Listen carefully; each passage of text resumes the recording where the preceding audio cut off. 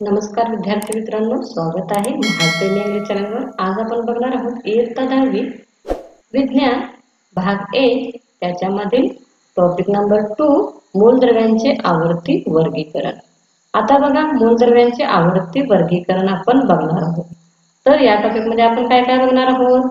मूलद्रव्ये व मूलद्रव्यांचे वर्गीकरण, डोबे-रायनरची त्रिके, न्यूलँड्सचा अष्टकांचा नियम, मेंडेलीवची आवर्त सारणी आणि आधुनिक आवर्त सारणी, हे 5 पॉइंट आपण या धड्यामध्ये बघणार आहोत। तर बघा, द्रव्याचे प्रकार कोणते? द्रव्याचे प्रकार कोणते? थोडे आठवा। द्रव्याचे प्रकार कोणते? मूलद्रव्यांचे प्रकार कोणते? द्रव्याच्या लहानात लहान कणांना काय म्हणतात? मूलद्रव्ये व संयुगे यांच्या रेणूमध्ये काय फरक असतो? तर आपण बघा हे सगळं इयत्ता 9वी मध्ये शिकला आहात। तर बघा, याच्यामध्ये आपण आजच्या टॉपिक मध्ये आपण काय बघणार आहोत? मूलद्रव्यांचे वर्गीकरण, क्लासिफिकेशन ऑफ एलिमेंट्स। पूर्वीच्या इयत्तांमध्ये आपण शिकलो आहोत की एका मूलद्रव्याचे सर्व अणु हे एकाच प्रकारचे असतात। म्हणजेच एखादं मूलद्रव्य जर असेल तर त्याचे अणु जे असतात ते सर्व एकाच प्रकारचे असतात। आज मितीस विज्ञान जगताला 118 मूलद्रव्ये ज्ञात झाली आहेत। मात्र इसवी सन 1800च्या सुमारास फक्त 30 मूलद्रव्ये ज्ञात होती। काळाच्या ओघात अधिकाधिक मूलद्रव्यांचा शोध लागत गेला। आता बघा, विज्ञान जगताला आतापर्यंत किती मूलद्रव्ये ज्ञात आहेत? 118 मूलद्रव्ये ज्ञात झालेले आहेत। पण इसवी सन 1800च्या सुमारास काय होतं? फक्त 30 मूलद्रव्ये ज्ञात होती, म्हणजे माहिती होती। काळाच्या ओघात अधिकाधिक मूलद्रव्यांचा शोध लागत गेला। या मूलद्रव्यांच्या गुणधर्मांविषयी अधिकाधिक माहिती साठत गेली आणि ही जी मूलद्रव्ये आहेत त्यांच्या गुणधर्माविषयी अधिकाधिक माहिती साठत गेली। मोठ्या संख्येने असलेल्या या मूलद्रव्यांचा अभ्यास सोपा व्हावा यासाठी त्यांच्या विषयीच्या प्रचंड माहितीमध्ये काही आकृतिबंध आहे का, हे वैज्ञानिक तपासू लागले। आता बघा, मोठ्या संख्येने मूलद्रव्ये आपल्याला ज्ञात झाली, म्हणजे 118 मूलद्रव्ये ज्ञात झाली। तर ह्या मूलद्रव्यांचा अभ्यास सोपा व्हावा यासाठी काय केलं? बघा, वैज्ञानिकांनी काही आकृतिबंध आहे का हे वैज्ञानिक तपासू लागले। तुम्हाला माहिती आहे की सुरुवातीच्या वर्गीकरणात मूलद्रव्यांचे धातू व अधातू असे गट पाडले होते। आता बघा, इथे आहे प्रश्न, मूलद्रव्यांचे प्रकार कोणते? तर कोणते होते? धातू आणि अधातू। पुढील काळात मूलद्रव्यांचा धातू सदृश्य नावाचा आणखी एक वर्ग लक्षात आला।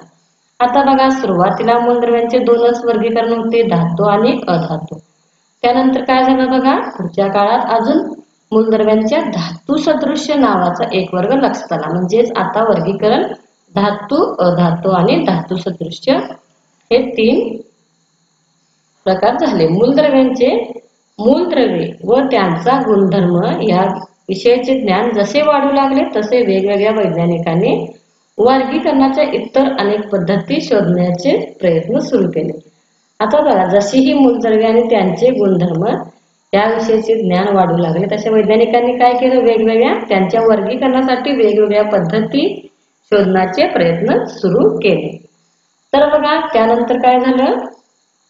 डोबे-रायनर जे आहेत त्यांनी काय केलं? डोबे-रायनरची त्रिके म्हणून त्यांनी काय केलं? बघा, एक शोध केला। डोबे-रायनरची त्रिके, डोबे-रायनर्स ट्राइड्स, त्यालाच काय म्हणतो आपण? बघा, डोबे-रायनर्स ट्राइड्स म्हणजेच डोबे-रायनरची त्रिके। सन 1817 मध्ये डोबे-रायनर या जर्मन वैज्ञानिकाने मूलद्रव्याचे गुणधर्म आणि त्यांची अणुवस्तुमाने यात संबंध असल्याचे सुचवले। तर बघा, काय झालं? जर्मन वैज्ञानिक होते, त्यांनी 1817 मध्ये काय केलं? डोबे-रायनर होते, त्यांनी काय केले? मूलद्रव्यांचे गुणधर्म आणि त्यांची अणुवस्तुमाने यांच्यात संबंध असल्याचे सुचवले। त्याने एकसारखे रासायनिक गुणधर्म असणाऱ्या प्रत्येकी 3 मूलद्रव्यांचे गट पाडून त्यांना त्रिके असे नाव दिले। एका त्रिकामधील 3 मूलद्रव्यांची मांडणी त्याने अणुवस्तुमानांच्या चढत्या क्रमाने केली व दाखवले की मधल्या मूलद्रव्याचे अणुवस्तुमान हे अंदाजे इतर दोन मूलद्रव्यांच्या अणुवस्तुमानांच्या सरासरी इतके असते. आता बघा त्यांनी काय केलं, एकसारखे रासायनिक गुणधर्म असणाऱ्या तीन मूलद्रव्यांचे गट पाडले आणि त्यांना त्रिके असे नाव दिले. आता बघा या त्रिकातील तीन मूलद्रव्यांची मांडणी त्यांनी कशी केली, अणुवस्तुमानांच्या चढत्या क्रमाने केली आणि दाखवले की मधल्या मूलद्रव्याचे अणुवस्तुमान जे आहे ते अंदाजे इतर दोन मूलद्रव्यांच्या अणुवस्तुमानांच्या सरासरी इतके आहे. मात्र सर्व ज्ञात मूलद्रव्यांचे वर्गीकरण डोबे-रायनरच्या त्रिकामध्ये होऊ शकले नाही. पण बघा त्यांनी जे त्रिके सांगितली होती त्याप्रमाणे काय झालं नाही, सगळ्याच मूलद्रव्यांचे वर्गीकरण होऊ शकले नाही. थोड्या मूलद्रव्यांचे त्याच्यामध्ये त्रिकांमध्ये काय झालं, वर्गीकरण झाले. जसे की इथं बघा अनुक्रमांक त्रिक मूलद्रव्य, प्रत्यक्ष अनुमान, मूलद्रव्य 3, मूलद्रव्य 1, मूलद्रव्य 2, मूलद्रव्य 3. आता बघा याच्यामध्ये मूलद्रव्य 1 प्रत्यक्ष अनुमान. तसे बघा आता इथे लिथियम, सोडियम, पोटॅशियम 3 मूलद्रव्ये घेतली आणि इथे बघा पहिलं मूलद्रव्य कोणतं आहे, लिथियम. त्याचे अणुवस्तुमान किती आहे, 6.9 म्हणजे 6.9. तसेच मूलद्रव्य 2 आहे सोडियम. तर काय झालं बघा, सोडियम जे आहे त्याची सरासरी काय केली बघा, लिथियम आणि पोटॅशियम म्हणजेच A+C/2. म्हणजेच बघा लिथियम, सोडियम, पोटॅशियम हे 3 मूलद्रव्य आहेत. जर त्याला आपण लिथियमला A मानलं, सोडियमला B आणि पोटॅशियमला C, तर A+C/2 बरोबर मधले जे मूलद्रव्य आहे त्याचे काय असेल, अणुवस्तुमान. जसं की इथं बघा सोडियम 6.9 अधिक पोटॅशियम 39.1 भागिले 2 बरोबर 23 आणि 23 जे आहे ते कुणाचे अणुवस्तुमान आहे, सोडियमचे. प्रत्यक्ष अणुवस्तुमान सोडियम 23.0. आता याच्यातील बघा मूलद्रव्य 3 जे आहे त्याचे प्रत्यक्ष अणुवस्तुमान किती आहे, पोटॅशियमचे 39.1. तर याच्यावरून बघा हे जे डोबे-रायनरचे त्रिके आहेत ते याच्याशी रिलेटेड आहेत आणि ते काय करतात, तर त्रिकांचा नियम पाळतात. दुसरं बघा कॅल्शियम SrBa ही 3 मूलद्रव्ये आहेत. आता त्याच्यामध्ये प्रत्यक्ष मूलद्रव्य 1 आहे बघा कॅल्शियम, ज्याचं अणुवस्तुमान आहे 40.1. आता त्याच्यामध्ये मूलद्रव्य 2 आहे बघा Sr, तर स्ट्रॉन्शियम त्याला म्हणतात.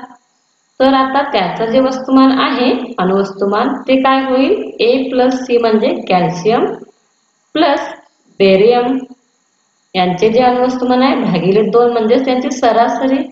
यांचे जितके अणुवस्तुमान असेल तितकेच काय असेल, स्ट्रॉन्शियमचे अणुवस्तुमान असेल. आता बेरियमचे अणुवस्तुमान किती आहे, 137.3. तसेच बघा क्लोरीन, ब्रोमीन, आयोडीन ही 3 मूलद्रव्ये आहेत, यांना त्रिक म्हणतो आपण, जसं डोबे-रायनरचे त्रिक. तर त्याच्यामध्ये पहिलं आहे क्लोरीन, त्याचा अणुवस्तुमान आहे 35.5. तसेच मूलद्रव्य दुसरं आहे ब्रोमीन. आता हे जे मधलं मूलद्रव्य आहे त्याचा अणुवस्तुमान काय असणार आहे, पहिलं मूलद्रव्य आणि दुसरं मूलद्रव्य यांच्या अणुवस्तुमानाची सरासरी म्हणजे मधल्या मूलद्रव्याचं अणुवस्तुमान. आता इथे बघा ब्रोमीन आहे दुसरं मूलद्रव्य, तर A+C/2 म्हणजेच A+C भागिले 2 बरोबर किती येतं बघा, 81.2. क्लोरीनचं आहे 35.5. तसेच आयोडीनचे अणुवस्तुमान आहे 126.9. या दोन्हींची सरासरी काढल्यानंतर किती येतं, 81.2. तर ब्रोमीनचं किती आहे बघा, 79.9. ही काय होती, डोबे-रायनरची त्रिके होती. तर हे जी डोबे-रायनरची त्रिके आहे तर सगळीच मूलद्रव्ये काय झाले नाही, त्यांचे वर्गीकरण या त्रिकांमध्ये होऊ शकलं नाही. सारखे गुणधर्म असलेल्या मूलद्रव्यांच्या पुढे दिलेल्या गटामधून डोबे-रायनरची त्रिके ओळखा. कंसात अणुवस्तुमान दिलेला आहे. जसं की आता इथे बघा मॅग्नेशियम आहे 24.3, कॅल्शियम आहे 40.1 आणि स्ट्रॉन्शियम आहे 87.6. दुसरा आहे बघा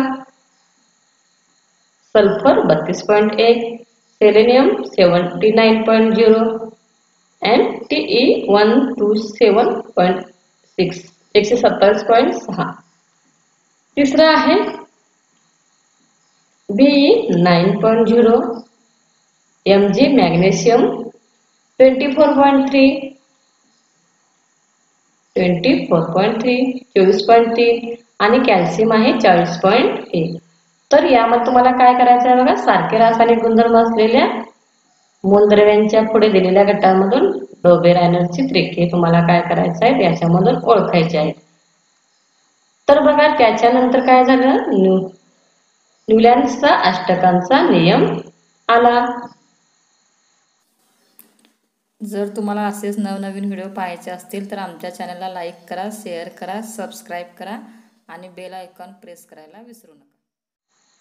तर या वेगवेगळ्या वैज्ञानिकांनी काय केलं होतं मूलद्रव्यांच्या वर्गीकरणासाठी त्यांचे वेगवेगळे नियम लागू केले होते. जसं आता बघा न्यूलँड्सचा अष्टकांचा नियम. The Newlands law of ऑक्टेव्ज.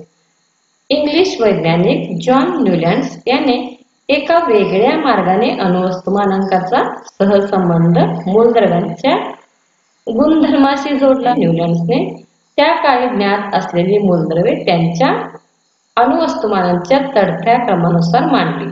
याची सुरुवात सर्वात हलक्या हायड्रोजन या मूलद्रव्याने झाली. आता बघा इंग्लिश वैज्ञानिक होते जॉन न्यूलँड्स यांनी काय केलं बघा एका वेगळ्या मार्गाने अणुवस्तुमानांचा संबंध मूलद्रव्यांच्या गुणधर्मांशी जोडला. जसं की त्यांनी काय केलं बघा चढत्या क्रमानुसार मूलद्रव्यांची मांडणी केली आणि त्याची सुरुवात त्यांनी कशापासून केली सर्वात हलक्या मूलद्रव्याने म्हणजेच हायड्रोजन या मूलद्रव्याने झाली तर शेवट थोरियमने झाला. त्याला दिसले की प्रत्येक 8व्या मूलद्रव्याला पहिल्या मूलद्रव्यासारखे गुणधर्म आहेत. जसे सोडियम हे लिथियम पासून 8वे मूलद्रव्य असून दोघांचे गुणधर्म एकसारखे आहेत, तसेच मॅग्नेशियमचे बेरिलियमशी साधर्म्य असून क्लोरीनचे फ्लोरीनशी साधर्म्य आहे. आता न्यूलँड्सने काय सांगितलं बघा अष्टकांचा नियम. त्यांनी सर्वात हलक्या मूलद्रव्यापासून मूलद्रव्यांची मांडणी केली आणि प्रत्येक 8व्या मूलद्रव्य पहिल्या मूलद्रव्याचे आणि 8वे मूलद्रव्य जे आहे त्याचे रासायनिक गुणधर्म समान आहेत असे त्यांना आढळून आले. जसे सोडियम हे लिथियम पासून 8वे मूलद्रव्य असून दोघांचे गुणधर्म सारखे आहेत, तसेच मॅग्नेशियमचे बेरिलियमशी साधर्म्य असून क्लोरीनचे फ्लोरीनशी साधर्म्य आहे. न्यूलँड्सनी काय केलं बघा या सारखेपणाची तुलना संगीतातील अष्टकांशी सप्तकांशी केली. त्याने 8व्या व पहिल्या मूलद्रव्यांच्या गुणधर्मामध्ये दिसून येणाऱ्या सारखेपणाला अष्टकांचा नियम म्हटला. आता बघा त्यांनी काय म्हटलं त्यांनी जी मूलद्रव्यांची मांडणी केली त्यांना प्रत्येक 8व्या मूलद्रव्य जे आहे त्याच्यामध्ये गुणधर्मामध्ये साधर्म्य दिसून आलं. त्यांनी त्याला काय म्हटलं बघा त्यांनी त्याची सारखेपणाची तुलना कशाशी केली संगीतातील अष्टकांशी म्हणजे सप्तकांशी. जसं की बघा भारतीय संगीत प्रणालीमध्ये सारे ग म प ध नि सा हे 7 मुख्य स्वर आहेत व त्यांच्या समूहाला सप्तक म्हणतात. सा पासून स्वरांची वारंवारता वाढत जाऊन ती नी स्वर येतो. त्यानंतर मूळ साच्या दुप्पट वारंवारते पुढच्या वरच्या सप्तकातील 6 स्वर येतो. म्हणजे सप्तक पूर्ण झाल्यावर स्वरांची पुनरावृत्ती होते. पाश्चात्य संगीतकार डू रे मी ह सो ला टी हे 7 स्वर आहे व 8व्या स्थानावर दुप्पट वारंवारतेचा डू स्वर पुन्हा येतो. हे पाश्चात्य स्वरांचे अष्टक होय. स्वरांच्या वैविध्यपूर्ण उपयोगातून संगीताची निर्मिती होते. तर बघा हे होतं सप्तकाविषयी. तर बघा त्यांनी 8व्या व पहिल्या मूलद्रव्यांच्या गुणधर्मामध्ये दिसून येणाऱ्या सारखेपणाला अष्टकांचा नियम असे म्हटले. आता बघा त्यांनी मांडणी कशी केलेली आहे इथे संगीतातील स्वर जसे त्यांचा इंग्रजी मधला डो रे मी फा सो ला टी, तसा आपला मराठीतला सा रे ग म प ध नि. तर त्यांनी काय केलं बघा, मूलद्रव्ये आता हायड्रोजन पासून म्हणजे सर्वात हलक्या मूलद्रव्यापासून सुरुवात केली, हलक्या वजनाची. तर हायड्रोजन, फ्लोरीन, क्लोरीन, कोबाल्ट व निकेल, ब्रोमीन. तसं बघा रे मध्ये लिथियम, सोडियम, पोटॅशियम, CuRb. तर इथे बघा मी मध्ये किंवा ग मध्ये BeMgCaZnSr. तसेच म मध्ये बघा boron, aluminium, chromium, Y, cerium व La. तसंच बघा सो मध्ये carbon, silicon, titanium, iron, Zr. तसेच ला मध्ये किंवा ध मध्ये NPMnAs, OSFeSe. तर त्यांनी काय सांगितलं, प्रत्येक जे पहिलं व आठवं मूलद्रव्य आहे त्यांच्या सारखेपणा किंवा सारखे गुणधर्म दिसून येतात. त्यालाच काय म्हटलं, न्यूलँडची अष्टके असे म्हटले. आता बघा न्यूलँडच्या अष्टकांच्या नियमात खूप त्रुटी आढळून आल्या.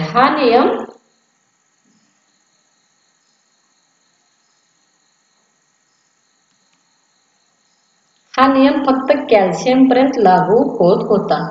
न्यूलँड्सने सर्व ज्ञात मूलद्रव्ये 7x8 म्हणजेच बघा 7x8 अशा 56 रकान्यांच्या तक्त्यात बसवले. ज्ञात असलेल्या सर्व मूलद्रव्यांना तक्त्यात सामावून घेण्यासाठी न्यूलँड्सने काही जागावर 2-2 मूलद्रव्ये बसवली. उदाहरणार्थ CO व Na, कोबाल्ट व निकेल, सेरियम व La.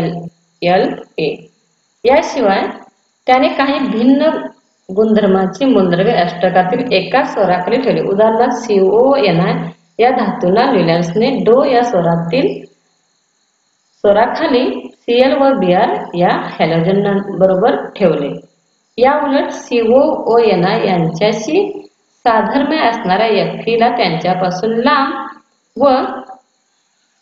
लांब O व सल्फर, ऑक्सिजन व सल्फर या अधातूंबरोबर T या स्वराखाली ठेवले. तसेच नव्याने शोध लागलेल्या मूलद्रव्यांना सामावून घेण्याची तरतूद न्यूलँडच्या अष्टकात नव्हती. नंतरच्या काळात शोध लागलेल्या नव्या मूलद्रव्यांचे गुणधर्म न्यूलँडच्या अष्टकांच्या नियमात बसले नाही. आता बघा ही न्यूलँडची जी अष्टके आहेत त्याच्यामध्ये ही वर्गीकरणामध्ये काही त्रुटी दिसून आल्या. जसं की त्यांनी काय केलं, ही जी मूलद्रव्ये आहेत त्यांना 7x8 म्हणजे 7x8च्या 56 रकान्यांच्या तक्त्यात बसवली. पण त्यांनी काही मूलद्रव्ये जी एका ठिकाणी 2-2 मूलद्रव्ये पण त्यांनी दाखवली. पण जी नंतर शोध लागत गेली ती मूलद्रव्ये त्यांना नवीन शोध लागलेल्या मूलद्रव्यांचं काय झालं नाही, त्यांना वर्गीकरण करता आले नाही. त्यानंतर बघा त्या त्रुटी भरून काढण्यासाठी परत काय झालं, मेंडेलिव्हची आवर्त सारणी. हे जे नवीन वैज्ञानिक आहेत त्यांनी काय केलं बघा, ह्या ज्या त्रुटी आहेत त्या भरून काढण्यासाठी त्यांनी आवर्त सारणी तयार केली, मेंडेलिव्हची आवर्त सारणी, मेंडेलिव्हज पिरियडिक टेबल. त्यांनी काय केलं, पिरियडिक टेबलचा त्यांनी शोध लावला. दिमित्री मेंडेलिव्ह या रशियन वैज्ञानिकाने इसवी सन 1869 ते 1872 या काळात मूलद्रव्यांची आवर्त सारणी विकसित केली. मेंडेलिव्हची आवर्त सारणी म्हणजे मूलद्रव्यांच्या वर्गीकरणातील सर्वात महत्त्वाची पायरी आहे. अणुवस्तुमान हा मूलद्रव्यांचा मूलभूत गुणधर्म म्हणून मानून मेंडेलिव्हने त्या काळी ज्ञात असलेली 63 मूलद्रव्ये त्यांच्या अणुवस्तुमानांच्या चढत्या क्रमाने मांडली. या मूलद्रव्यांच्या भौतिक व रासायनिक गुणधर्मानुसार मेंडेलिव्हने मूलद्रव्यांच्या आवर्त सारणीची रचना केली. आता बघा हे जे रशियन वैज्ञानिक आहेत मेंडेलिव्ह त्यांनी काय केलं बघा, त्या काळी ज्ञात असलेली 63 मूलद्रव्ये आहेत त्यांचं काय केली, चढत्या क्रमाने मांडणी केली. तसेच या मूलद्रव्याच्या भौतिक आणि रासायनिक गुणधर्मानुसार त्यांनी मूलद्रव्याच्या आवर्त सारणीची रचना केली. मूलद्रव्यांच्या आवर्त सारणीची रचना करताना मेंडेलिव्हने मूलद्रव्यांच्या हायड्रोजन, ऑक्सिजन बरोबर झालेल्या हायड्राइड व ऑक्साईड संयुगाची रेणूसूत्रे। हे रासायनिक गुणधर्म आणि मूलद्रव्यांचे तसेच त्यांच्या हायड्राइड व ऑक्साईड या संयुगाचे द्रवणांक, उत्कलनांक व घनता हे भौतिक गुणधर्म विचारात घेतले। मेंडेलिव्हला असे दिसून आले की ठराविक अवधीनंतर भौतिक व रासायनिक गुणधर्मामध्ये सारखेपणा असलेल्या मूलद्रव्यांची पुनरावृत्ती होते। तर बघा त्यांनी काय केलं, मूलद्रव्यांचे जे वर्गीकरण करत असताना त्यांना असे दिसून आले की काही अवधीनंतर भौतिक आणि रासायनिक गुणधर्मांमध्ये सारखेपणा असलेल्या मूलद्रव्यांची पुनरावृत्ती होते। या निरीक्षणाच्या आधारे मेंडेलिव्ह यांनी पुढील आवर्ती नियमाचे प्रतिपादन केले। मूलद्रव्यांचे गुणधर्म हे त्यांच्या अणुवस्तुमानांचे आवर्ती फल असतात आणि त्यांनी एक नियम सांगितला काय, मूलद्रव्यांचे गुणधर्म हे त्यांच्या अणुवस्तुमानांचे आवर्ती फल असतात। आणि बघा मेंडेलिव्हच्या आवर्त सारणीमधील उभ्या स्तंभांना गण म्हणतात तर आडव्या ओळींना आवर्त म्हणतात। आता हे जे उभे स्तंभ आहेत त्यांना गण म्हणतात आणि आडव्या ओळींना काय म्हणतात, आवर्त असे म्हणतात। आता बघा याच्यामध्ये श्रेणी दिलेली आहे आणि ते गण आहेत। त्यांनी काय केलं बघा, गण 1, गण 2, 3, गण 4, गण 5, गण 6 आणि गण 7 आणि 8 याच्यामध्ये काय केलं, त्यांनी वर्गीकरण केलं। तसेच आवर्त बघा, तसेच 12 आवर्तामध्ये त्यांचं काय केलं, त्यांनी वर्गीकरण केलं। जसे की बघा पहिल्या आवर्तामध्ये